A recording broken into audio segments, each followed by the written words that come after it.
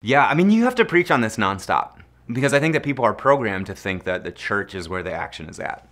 And so you have to preach on this nonstop. And at our church, Bloom in Denver, we just come up with a lot of different ways of talking about this. Like one of the ways that we've, because your culture is going to form you, and the culture that you create is going to form the people that you have. And so you just have to think about like what are the ways in which some of our core beliefs are crystallized and then carried forward. And so like sometimes we'll talk about how the work of Bloom is whatever the people of Bloom are doing.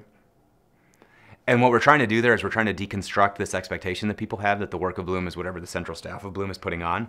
And we're like just saying all the time, we're just saying like, look, anything that we make here, anything that we do, any dollar that we spend, any conversation that we have on staff, this is all about trying to figure out how do we better equip you to live out your calling as salt and light in the world. So, I mean, how do you do that? I don't know. I mean, I think that churches, according to their DNA and what they've been called to do, they're gonna think up a myriad of ways to do this. But if you don't start with the notion that each person's life matters as a glory unto God for the good of the world, to bring about the healing and the restoration of the world, you're gonna end up in the wrong place every time. You're gonna build a church on programs and religious busy work for people to do that gets more butts in the seats and gets more people coming but doesn't enable them for mission. I mean, this is about the mission of God, right? And so we just have to think about, we have to keep the individual call and the dignity on individual lives as members of the body of Christ. We have to keep that in mind. And then as we equip and enable our leaders to pour into the lives of other people, again,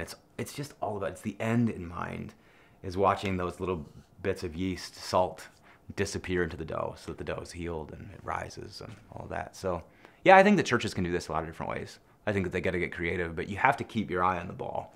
What is this about? It's about enabling those people to live the lives that God's called them to better.